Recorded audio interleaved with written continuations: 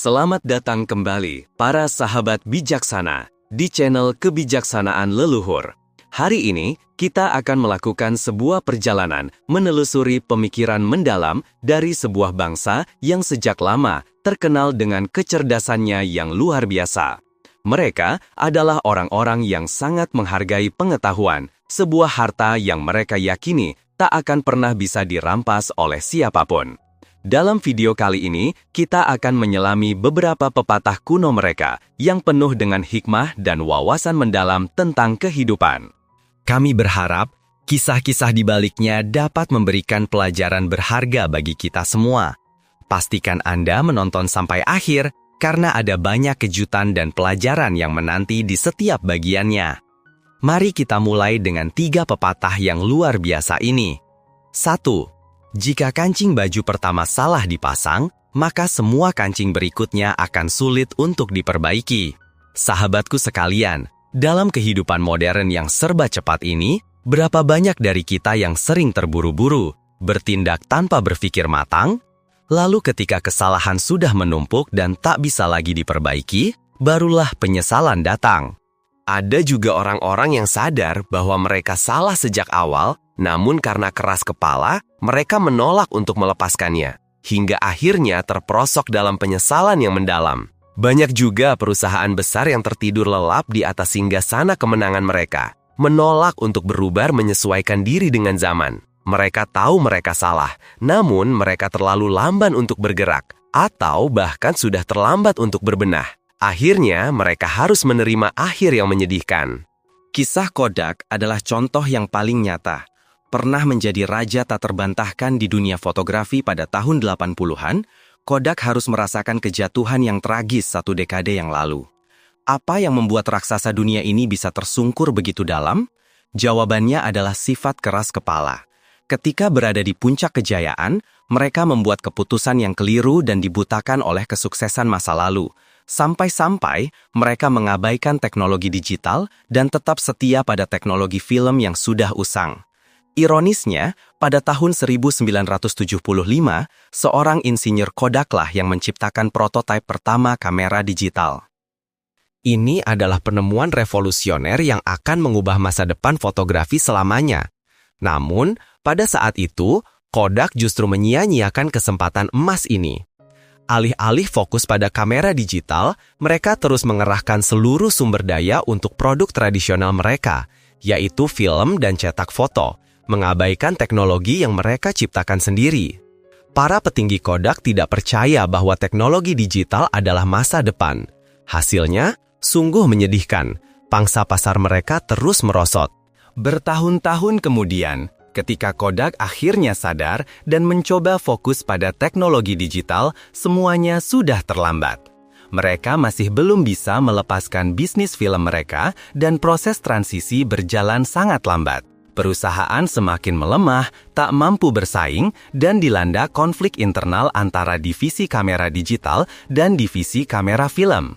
Sementara itu, Fujifilm, pesaing utama Kodak saat itu, dengan jeli melihat bahwa masa depan industri akan beralih ke digital. Mereka dengan berani melakukan perubahan besar, perlahan-lahan merebut pangsa pasar dan berhasil bertahan hingga hari ini. Bisa dikatakan, teknologi digital diciptakan oleh Kodak, namun mereka sendirilah yang menolak untuk mengembangkannya. Ketika mereka menyadari kesalahan fatal itu, semuanya sudah terlambat, dan mereka harus menerima akhir yang tragis. Lihat juga kegagalan raksasa Blockbuster di industri penyewaan kaset video pada tahun 2000-an. Blockbuster adalah penguasa mutlak pada masanya, hampir tanpa saingan. Namun, ketika dunia perlahan beralih ke layanan streaming film online, Blockbuster tetap setia pada model bisnis penyewaan DVD tradisionalnya, dan masih menganggap toko penyewaan kaset lain sebagai saingan utamanya. Baru pada tahun 2004, perusahaan ini mulai menyadari bahaya dari bisnis online. Tapi sekali lagi, mereka tidak sepenuhnya mengubah model bisnis dan terus fokus pada cara lama. Pada tahun 2010, perusahaan itu runtuh total dan menyatakan bangkrut. Akhir cerita Blockbuster disebabkan oleh keengganan mereka untuk beradaptasi dengan pasar, terus berpegang teguh pada model bisnis tradisional meskipun tanda-tanda zaman sudah jelas menunjukkan bahwa penonton mulai meninggalkan cara lama menonton film. Pelajaran yang bisa kita petik adalah, pikirkanlah secara mendalam sebelum memulai sesuatu. Berusahalah untuk mencari tahu seluk-beluknya sedetail mungkin. Dan yang terpenting, saat kita menyadari ada kesalahan di tengah jalan, segeralah perbaiki. Jangan menunggu sampai saat-saat terakhir, ketika semuanya sudah terlambat untuk diubah. 2. Waktu terbaik untuk menanam pohon adalah 20 tahun yang lalu. Waktu terbaik kedua adalah sekarang. Waktu terbaik untuk memulai sesuatu adalah saat ini juga. Jika Anda ingin mulai berlari, mulailah sekarang. Jika Anda ingin menabung, mulailah menabung sekarang juga. Jika Anda ingin membaca buku, ambillah buku itu dan mulailah membaca sekarang.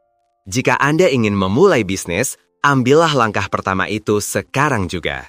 Mungkin, menunda-nunda adalah kebiasaan yang sangat akrab bagi banyak dari kita. Dan kebiasaan inilah yang menjadi penghalang terbesar kita untuk mencapai kesuksesan. Ada begitu banyak alasan yang membuat kita menunda-nunda pekerjaan, atau yang sering kita sebut sistem kebut semalam, seperti terganggu oleh hal lain, takut akan kegagalan, cemas akan komentar negatif, atau prostak tidak ada minat pada pekerjaan itu. Sebuah kebenaran yang tak terbantahkan adalah kita sering menunda apa yang tidak ingin kita lakukan, dan baru mulai bekerja ketika waktu hampir habis atau ketika rasa takut tidak bisa menyelesaikannya menjadi terlalu besar. Menunda-nunda adalah penyakit buruk yang membawa banyak sekali dampak negatif bagi hidup kita. Akibatnya, kita bisa dengan mudah melewatkan tenggat waktu, kehilangan kepercayaan dari atasan dan teman, melewatkan peluang emas, dan kehilangan hal-hal berharga dalam hidup, dan masih banyak lagi. Kisah pertikaian Chuhan menggambarkan periode penuh gejolak dalam sejarah Tiongkok, dengan persaingan sengit antara dua kekuatan besar, Liu Bang dan Xiang Yu. Keduanya adalah tokoh luar biasa dalam sejarah. Liu Bang berasal dari latar belakang yang sederhana, bahkan dianggap kurang berpendidikan dan sering menghabiskan waktu bersama teman-temannya. Sebaliknya, Xiang Yu lahir dari keluarga bangsawan yang terhormat. Awalnya, kekuatan Xiang Yu jauh lebih besar. Ia meraih banyak kemenangan gemilang dan berkali-kali berhasil memojokkan pasukan Liu Bang. Namun, pada akhirnya, pemenangnya adalah Liu Bang, kaisar pendiri dinasti Han yang membawa era keemasan dalam sejarah Tiongkok, bukan Xiang Yu yang perkasa. Mengapa hasil akhirnya bisa seperti ini?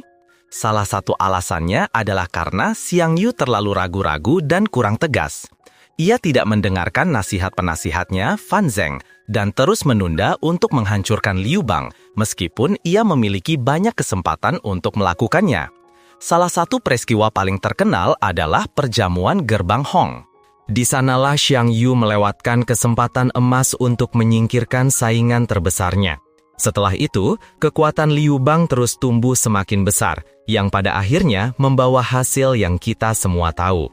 Banyak juga orang sukses yang pernah memiliki kebiasaan menunda-nunda, tetapi mereka berhasil menghilangkan kebiasaan itu untuk membuat hidup mereka lebih baik dan meraih pencapaian yang cemerlang. Ambil contoh miliarder teknologi, Bill Gates. Ia pernah berkata bahwa ia memiliki kebiasaan menunda saat masih kuliah di Harvard, seringkali menerapkan sistem kebut semalam sebelum ujian. Kemudian, ketika terjun ke dunia bisnis, Bill Gates menyadari kebiasaan ini akan menghalangi kesuksesannya. Jadi, ia berjuang keras untuk menghancurkan sifat buruk ini. Dan ia berhasil. Bisa dikatakan, kesuksesannya sebagian besar juga karena kemampuannya untuk menghilangkan kebiasaan buruk ini. Atau, seperti sastrawan besar Prancis, Victor Hugo. Ia terus menunda penulisan karya barunya karena proyek lain dan berbagai pertemuan sosial, sampai-sampai penerbitnya kehilangan kesabaran dan memberinya tenggat waktu yang ketat. Untuk mengatasi kebiasaannya menunda, Victor Hugo menemukan cara yang sangat unik. Ia mengunci semua pakaiannya di dalam sebuah peti. Karena tidak punya pakaian untuk pergi keluar, sang sastrawan akhirnya bisa fokus menulis dan menyelesaikan bukunya lebih awal. Buku itu adalah novel Si Bungkuk dari Notre Dame, sebuah mahakarya sastra yang abadi. Abraham Lincoln pernah berkata, "Anda tidak bisa lari dari tanggung jawab hari esok dengan menghindarinya hari ini." Begitu pula novelis terkenal Leo Tolstoy. Nasihat saya adalah jangan pernah menunda sampai besok apa yang bisa Anda lakukan hari ini. Keraguan adalah musuh nomor 1 dari waktu. Jadi bagaimana cara kita menghilangkan kebiasaan menunda-nunda? Anda bisa mencoba beberapa cara berikut untuk membantu diri Anda. Temukan rekan yang bisa dipercaya.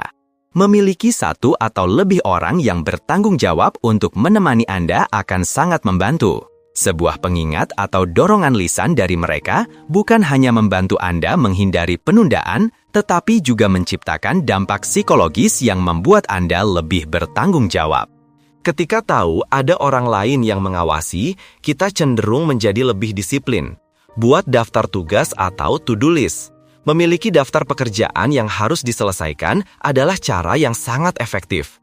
Dalam daftar itu, Anda juga bisa menambahkan tenggat waktu dan memberitahukannya kepada orang yang terkait dengan pekerjaan itu atau orang terdekat Anda untuk menciptakan rasa urgensi. Bayangkan imbalan setelah selesai. Kenyataannya, banyak orang tidak memulai sesuatu karena mereka tidak punya cukup alasan untuk memulainya. Oleh karena itu, cobalah temukan sebanyak mungkin alasan bagus mengapa Anda harus segera memulai pekerjaan itu sekarang juga. Lakukan saja. Banyak dari kita ragu-ragu untuk memulai karena takut gagal atau takut mendapat tanggapan negatif. Saat itu terjadi, ingatlah slogan Nike, "Just do it." Lakukan saja. Cara tercepat untuk menghilangkan rasa takut dan cemas adalah dengan langsung mengerjakannya. Tidak melakukan apa-apa jauh lebih buruk daripada gagal. Jadi, mari kita lakukan saja, dan rasa takut itu perlahan-lahan akan menghilang seiring berjalannya waktu. Pada akhirnya, merpati itu berteman dengan gagak. Meskipun sayapnya masih putih, hatinya perlahan-lahan berubah menjadi hitam. Batasilah hubungan dengan orang-orang yang membawa energi negatif ke dalam hidup Anda. Nenek moyang kita di Nusantara sering berkata, berteman dengan penjual minyak wangi, kita akan ikut wangi. Berteman dengan pandai besi, kita akan terkena percikan apinya. Atau seperti yang dikatakan oleh Anthony Robbins, kualitas hidup kita adalah kualitas dari hubungan yang kita miliki. Untuk meraih kesuksesan, kita harus pandai membangun hubungan yang berkualitas. Hubungan inilah yang akan membantu kita menjadi lebih sukses dan melangkah lebih jauh dalam hidup dan pekerjaan. Mereka adalah orang-orang yang positif, ceria, rajin belajar, dan pandai mendengarkan. Jika di sekeliling Anda hanya ada orang-orang yang selalu berpikir negatif, akan sangat sulit bagi Anda untuk bisa tetap positif. Jika di samping Anda adalah orang-orang yang suka menunda-nunda, Anda pun akan mudah tertular kebiasaan buruk itu. Hubungan seperti ini hanya akan menarik Anda ke bawah dan memberikan pengaruh buruk. Seperti kata sebuah pepatah bijak yang sangat terkenal, tunjukkan padaku siapa teman-temanmu, dan aku akan memberitahumu siapa dirimu. Kisah tentang ibu dari Mengzi, seorang filsuf besar, adalah contoh yang luar biasa. Ibu Mengzi sangat memahami betapa besar pengaruh lingkungan terhadap putranya. Karena itu, ia tak ragu untuk pindah rumah berkali-kali. Baru pada kepindahan yang ketiga, saat mereka tinggal di dekat sebuah sekolah yang membuat Mengzi kecil menjadi rajin belajar, sang ibu merasa tenang. Dan benar saja, di kemudian hari, Mengzi tumbuh menjadi seorang pemikir besar yang pemikirannya dihormati hingga kini. Bayangkan sebuah benih unggul yang memiliki potensi untuk tumbuh menjadi pohon yang kokoh dan berbuah lebat. Namun, apa yang terjadi jika benih itu ditanam di tanah yang gersang, berbatu, dan penuh racun? Lingkungan yang buruk akan merusak potensi terbaik sekalipun. Benih yang tadinya baik itu bisa jadi kerdil, layu, atau bahkan mati sebelum sempat bertumbuh. Begitulah gambaran seorang manusia yang baik, namun berada di lingkungan yang salah. Sifat baiknya perlahan akan terkikis dan hilang. Bukanlah suatu kebetulan jika kita sering melihat orang-orang sukses selalu dikelilingi oleh orang-orang sukses lainnya. Mereka secara sadar menciptakan lingkaran pertemanan yang berkualitas. Mereka memilih orang-orang di sekitar mereka dengan sangat hati-hati. Mereka sangat menghargai dan terus merawat hubungan-hubungan yang berharga tersebut. Persahabatan antara Bill Gates dan Warren Buffett adalah contoh yang membuat banyak orang kagum. Persahabatan 2 miliarder ini telah terjalin selama 30 tahun, sebuah waktu yang sangat panjang. Mereka saling berbincang, berbagi, dan membantu satu sama lain dalam pekerjaan maupun kehidupan. Bill Gates pernah berkata bahwa selama 30 tahun itu, ia telah belajar begitu banyak hal berharga dari Warren Buffett. Jelas sekali, kesuksesan yang mereka raih sebagian besar juga dipengaruhi oleh orang-orang hebat di sekeliling mereka. Filsuf Agung Plato juga pernah berkata, manusia itu seperti tanah. Mereka bisa memelihara dan membuat kita tumbuh, atau mereka bisa menghambat perkembangan kita dan membuat kita layu. Oleh karena itu, jika Anda ingin sukses dalam hidup dan pekerjaan, mulailah memilih kembali hubungan di sekitar Anda. Berusahalah untuk membangun dan memelihara hubungan dengan orang-orang yang dapat membuat kita maju dan berkembang. Di saat yang sama, kita harus berani membatasi hubungan dengan mereka yang hanya membawa pengaruh buruk dan menarik kita ke bawah. Terima kasih telah menyaksikan video ini di kanal Kebijaksanaan Leluhur. Jangan lupa untuk menyukai video ini, berlangganan, subscribe, dan bagikan jika Anda merasa konten ini bermanfaat. Kami juga ingin mendengar pandangan Anda, jadi sampaikan pemikiran Anda di kolom komentar di bawah.